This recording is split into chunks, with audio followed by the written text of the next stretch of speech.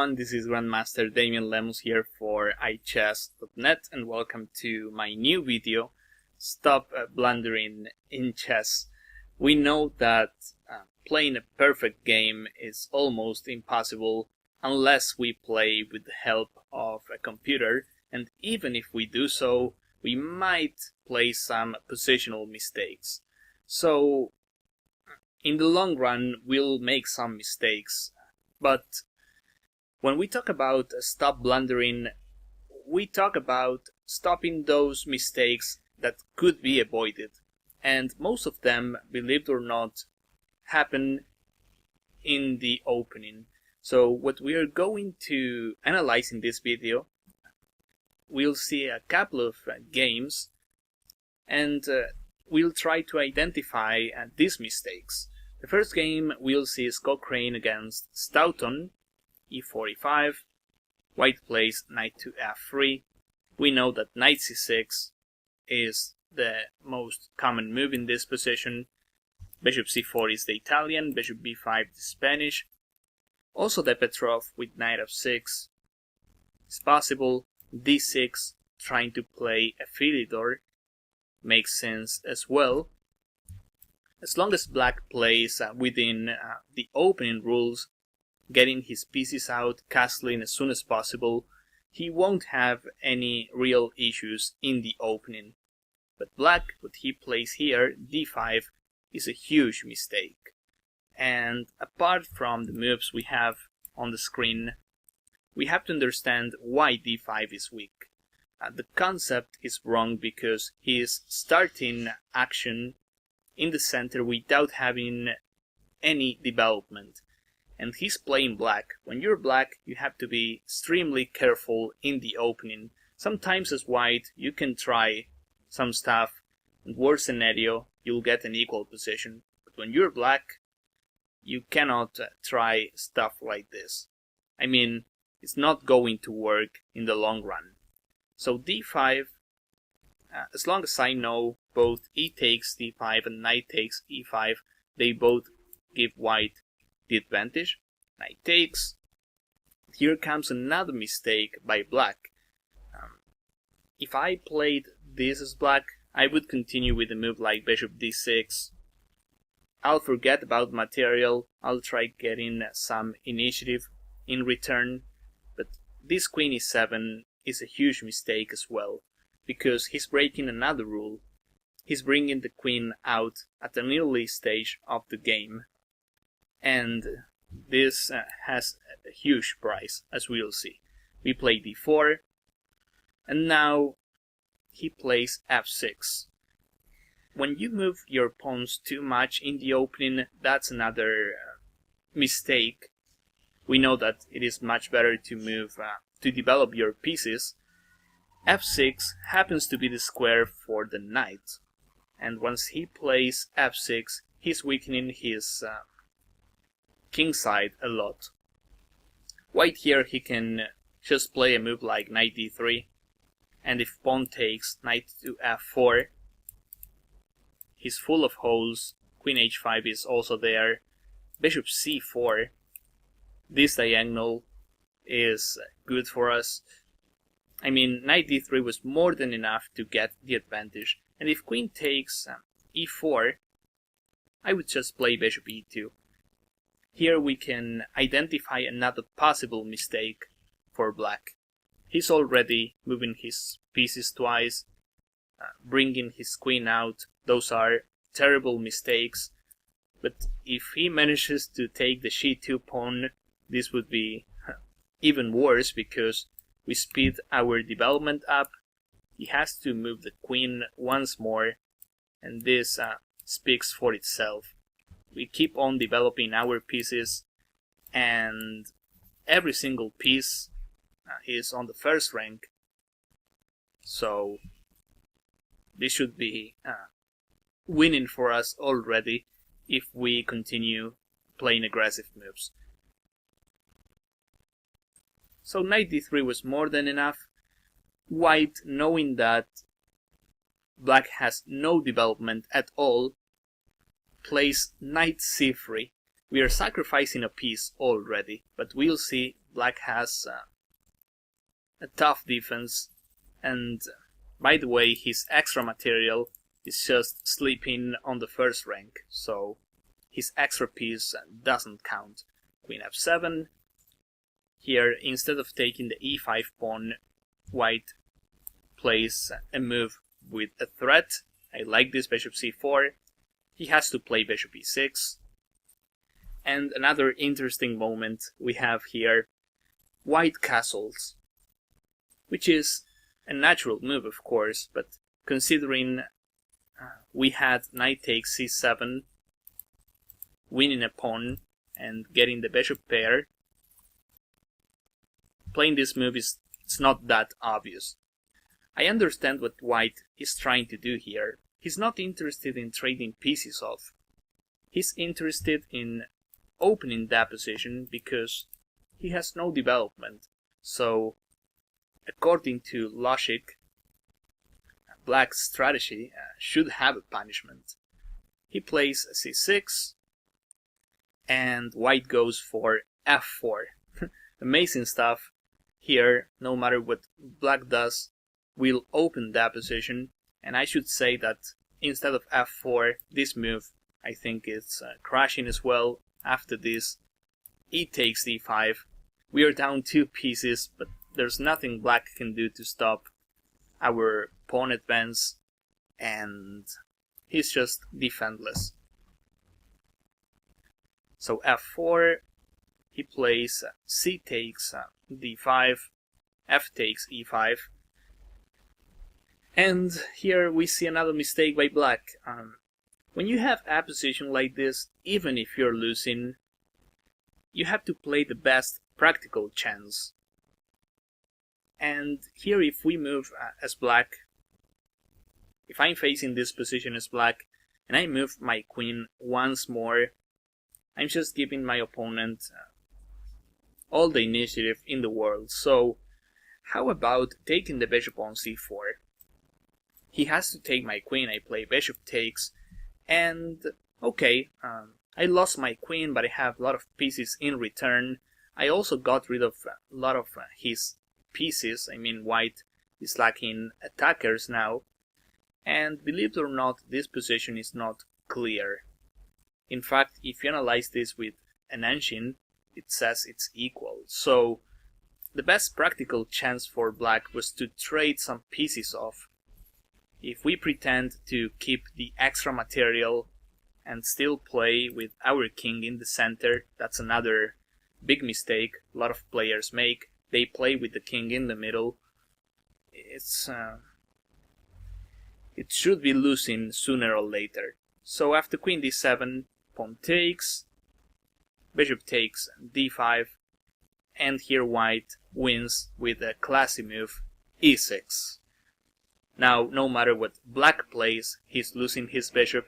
If queen takes, we simply play rook e1. If bishop takes, we can just take, followed by rook e1. And if he moves the queen somewhere, then we have queen h5 check, followed by queen takes d5. Here, g6, queen takes. Maybe here he can trade queens off and try playing something like this. The problem is that we have a lot of pawns in return, and our bishop on d5 is just too powerful. So after queen takes, he prefers playing knight e7, but after queen e5, he can resign already. We attack the rook on h8, plus bishop b5. So queen takes h8, knight f5, and here white finishes with bishop h6. Each move we play is a threat. That is a great concept to keep the initiative. If knight takes, queen takes f8. So, okay, queen b4. Now we trade a couple of pieces off, but at the end we play g4, and we end up winning a piece. So black resigns here. This was a simple game, but if we analyze this carefully, we find a lot of avoidable mistakes. We have others as well. We have a classic between Reti against Tartakower, which was a Karokan, d4, d5, knight c3. This is well-known theory. D takes e4, knight takes. And in this game, black plays knight f6, which is not the main move. Bishop f5 is the main move. And black's idea is basically getting his bishop out of the pawn chain before he plays a move like e6. If we play e6, immediately then the bishop on c8 is lacking good squares. So that is the main idea of the Karokan, to play with bishop f5. Knight f6 is possible as well. The main issue for black is that after knight takes, no matter how he retakes, his pawn chain is a bit dubious. After this, he has a double pawns on the f-file, and we could tell we have an extra pawn as white on the queen side, and if he takes with the she pawn, well, this is kind of an aggressive variation. He'll try playing something like rook c8 at some point, but his king side happens to be a bit weak. It is fair to say that. So knight takes f6 is the main move. In this game, white plays queen d3, which is another interesting move, protecting the knight on e4, and just preparing queenside castle. Here comes black's mistake. Just as the d5 we previously saw, here he plays a similar approach. He plays e5, and we saw this concept before. Black starts action in the center without having a good development. That should have a punishment. Instead of e5, he could have played knight takes e4. As black, make sure you trade some pieces off, try getting your pieces out and castle as soon as possible. In the opening, if you play solid stuff and you follow some general rules, you shouldn't have many issues. Knight f6 here, for instance, queen has to go back. I can play e6, bishop e7 and kingside castle, but maybe I can try improving bishop c8 position first. What about bishop g4, trying to play like this, and then e6, bishop e7, I castle. Okay, maybe white is slightly better because he has the opening advantage, but I have a game as black, and I think I'm pretty close to equalizing. So knight takes e4 was a good approach, maybe knight bd7 connecting knights and preparing knight takes e4 as well. But e5, as we already know, these moves should have a punishment. D takes e5, and here black plays queen a5 check. This was the idea behind his previous move. Of course, queen takes d3, we just take, and we have an extra pawn as white. Black doesn't have any compensation. So d takes, queen a5, bishop d2. Now we are dramatically increasing our development, whereas black is just moving his queen. Queen takes, and queenside castle. White doesn't protect the knight on e4 because we have tricks on the d file already. This guy is still on e8, so here he plays knight takes e4, which is a big blunder. He can still play something like bishop e7, but it is fair to say we'll win some tempis before he castles, so we still have the initiative. We know queen takes e4 is not possible because we play rook e1, but knight takes e4 is simply losing. If you don't know this game, you can pause the video and try finding the continuation for white. I'll continue talking in 5 seconds.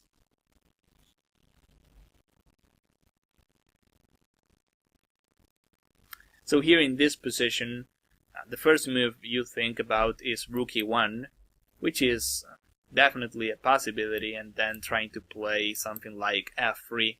Sooner or later we'll get our piece back, but we have stuff on the d file.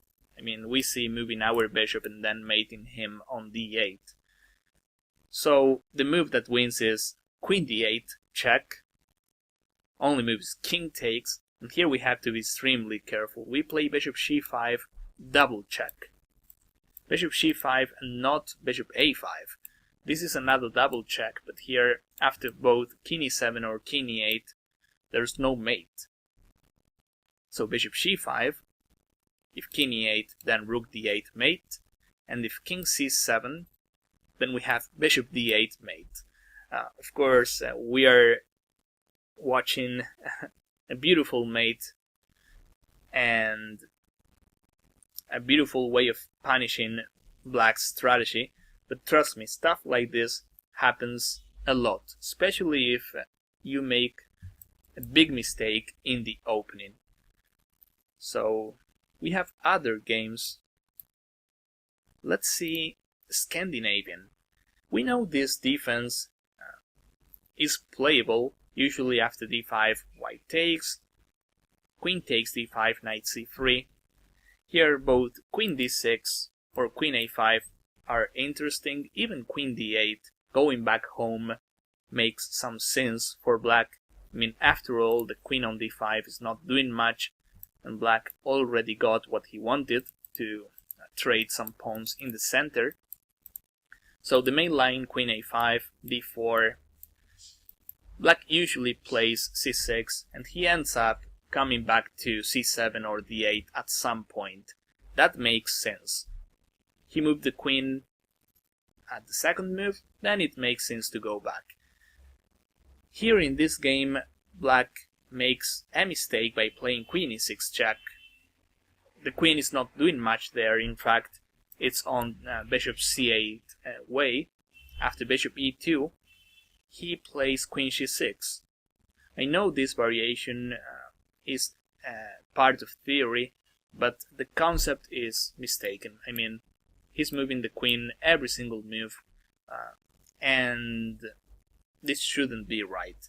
I know he's attacking the c2 pawn, but considering we have two pieces out, we can just keep on developing, and if he manages to take on c2, which is what he does, we keep on developing our pieces.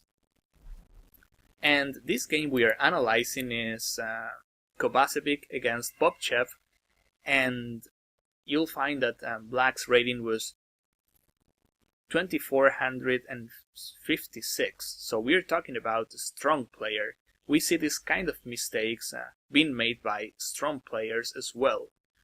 So rook c1, queen h3. Here I would consider rook c3, trying to chase that queen, or d4. I mean, as long as I get all my pieces out, he won't be able to finish his development.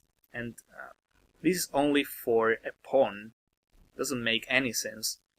Queen h3. In this game, white decides to play bishop c4. You probably understand why. The idea is to play bishop takes f7. If this, we don't even play knight c5. We just take. If he moves the king somewhere, then he's lost because he lost the right to castle. And if this, knight c5. I believe that he has to play e6. I know this is not black's favorite move, because now queen h3 cannot go back home, but this is the only real move. Queen d7 also loses to bishop takes, and knight e5. So e6 was probably the right defense. In this game, black plays f6, which is against the rules once more. This was the square for the knight. He's just moving pawns. I mean, every single move he played was a queen move, and as we'll see from now on, he's moving pawns. d4. Now he plays c6. I know he's moving a pawn, but this time he has a reason to do so. Knight d5 or knight b5 was coming. Queen e2. I like this move. We are preparing to castle queenside, and then we can finish him off. Knight h6. And considering his lack in development, I would already consider a move like knight e4. I mean, I can just play bishop f4, queenside castle, and I should be winning. But knight e4, the thing is, I don't see any good way to stop knight d6 check. And that is why I strongly consider this move. I also see another trap. If he plays knight f7, which looks like stopping knight d6, I take, and after king takes, this move is absolutely winning. He can take once, but here we just win the queen. So, as you can see, development pays off. Knight h6, okay, white plays d5, same concept. We open that position. He plays knight f5. I know here black doesn't have a choice, but usually moving the same piece twice in the opening is also a huge mistake. Bishop f4. Now 3 times, knight h4. We take, queen takes, bishop g3. Simple. We remove the bishop from f4, and we also take the chance to create a threat. And queen h6. Well, black doesn't have other squares. Queen d4. We take the chance to develop another piece. And queen c4. We have a lot of moves. Without thinking much, I would say f3. I don't want to trade queens off, but here, if we take, we win a piece with bishop takes b8. So this variation is even better. If we don't have this variation where we win a piece, then there's no chance I trade queens off, because I'm attacking and all I want is to keep queens on board, because I want to exploit king's e8 position. So queen h6, knight to e4. Eventually white finds this idea, knight d6 check is coming, and black, once more, he has to move a pawn. This is the only real way to stop knight d6 check. We take en passant, bishop b4 check, c3, bishop e7, and here we have a lot of ways of winning this. We have to just pick the most practical one, and I like what white played, knight d6, forcing him to take, and after bishop takes, there's no way he castles. He'll play with the king on d8 for the rest of the game, and that's pretty much it. I think we'll mate him on the d file. He plays a5, rook d1, knight a6, queen d3, and now all we have to do is move the bishop, and there's no way to stop queen d8. He plays f5. That is his last move, I believe. Yep. Queen takes, and here black resigns. He cannot play rook f8. Of course, we mate him, but even if we cannot take on f8, we can play queen f7. And after this, our bishop on c4 is still helping, and even in this position, we are absolutely winning. So, when I saw this game, and as I said, black's player was a high-rated player, we realized that everybody can make this kind of mistakes, and that is why we have to be extremely careful, and especially in the opening, we cannot forget the basics and the concepts we already know. So I hope this video was useful. I hope you could learn something, and I also want to see you guys in my next videos. Thank you.